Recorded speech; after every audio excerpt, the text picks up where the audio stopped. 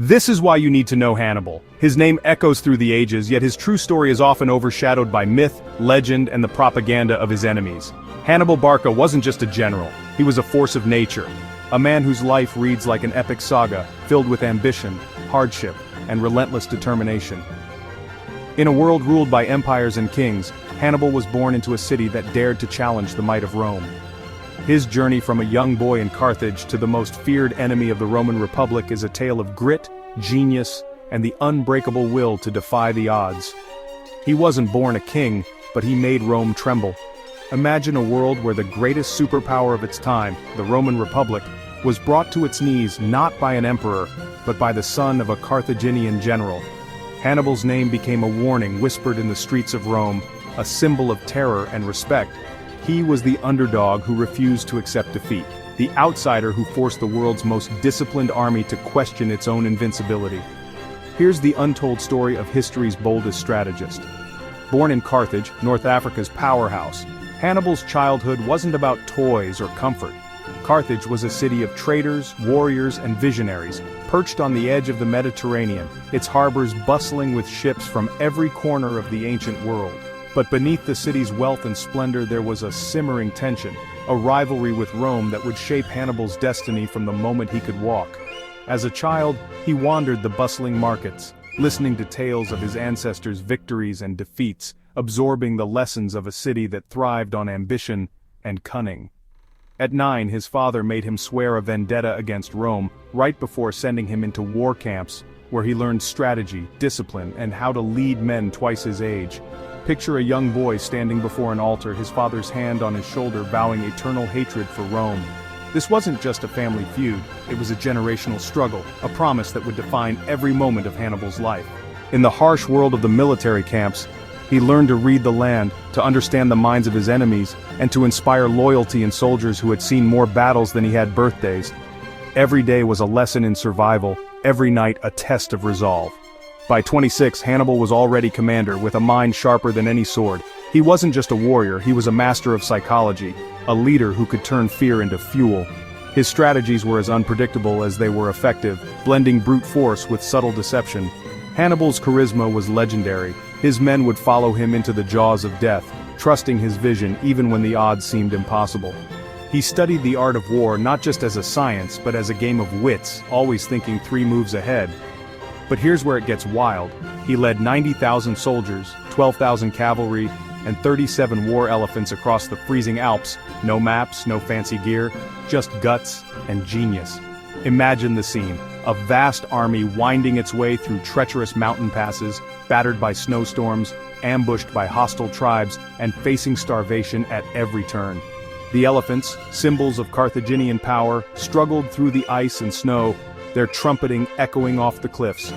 Many thought the journey was suicide, but Hannibal's resolve never wavered. He inspired his men with speeches, led from the front, and turned every setback into a lesson. The crossing of the Alps became a legend in its own right, a feat so audacious that it stunned the world and changed the course of history. Half his army died getting there. Yet Hannibal still crushed the Romans at every turn. Trebia, Lake Trasimene, and the legendary Battle of Cannae, where over 50,000 Romans fell in one day. These weren't just victories.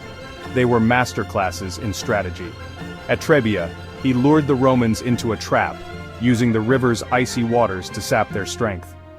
At Lake Trasimene, he ambushed an entire Roman army, using the fog and terrain to his advantage. But it was at Cannae that Hannibal achieved his masterpiece, a double envelopment that encircled and annihilated the Roman legions. The scale of the slaughter shocked the ancient world. Rome, for the first time, faced the real possibility of total defeat. His secret? Outsmarting his enemies with clever alliances, psychological warfare, and even early economic sabotage. Think war tycoon moves, but ancient style. Hannibal understood that battles weren't won on the field alone. He forged alliances with Rome's enemies, spread misinformation to sow panic, and disrupted supply lines to weaken his foes. He used spies, propaganda, and even bribery to turn the tide in his favor. In many ways, Hannibal was the world's first true master of hybrid warfare, blending military might with economic and psychological tactics. He played the long game, always looking for ways to outmaneuver his opponents before the first sword was drawn. But despite his success, Carthage refused to send backup. Politics and jealousy back home undermined his campaign. The Carthaginian elite, wary of Hannibal's growing power, hesitated to commit more resources. Some feared that his victories would make him too popular, a threat to their own influence. Others simply underestimated the danger Rome still posed.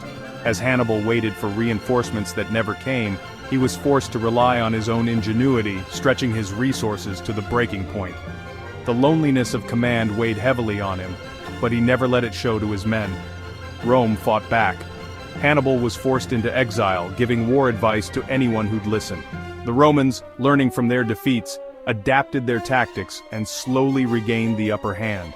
Hannibal, ever the survivor, became a wandering strategist, offering his expertise to foreign courts and distant kings. He traveled across the Mediterranean, from the royal palaces of the East to the battlefields of Asia Minor, always seeking a way to strike back at Rome. Even in exile, his reputation preceded him. Rulers sought his counsel, and enemies feared his name. When capture finally loomed, he chose poison over surrender, dying free, on his own terms. Hannibal's final act was a defiant gesture, a refusal to let his enemies claim him as a trophy. Alone in a foreign land surrounded by those who once called him friend and now saw him as a liability, he drank the poison he had carried for years.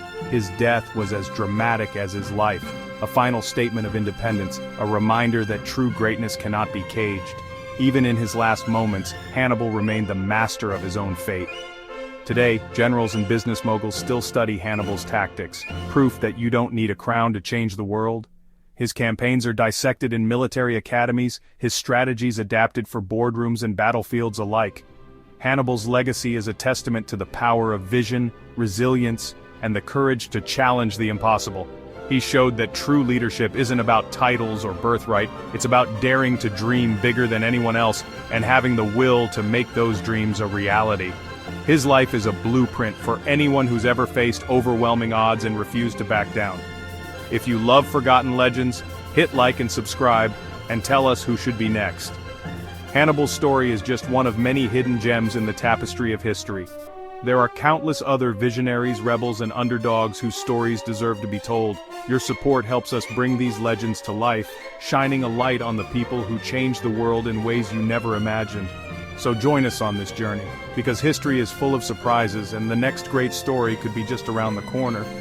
The world's real tycoons? We're just getting started. Hannibal's rise from a boy with a vendetta to a legend who shook empires is proof that greatness can come from the most unlikely places. Stay tuned, because the stories of history's true game changers are far from over.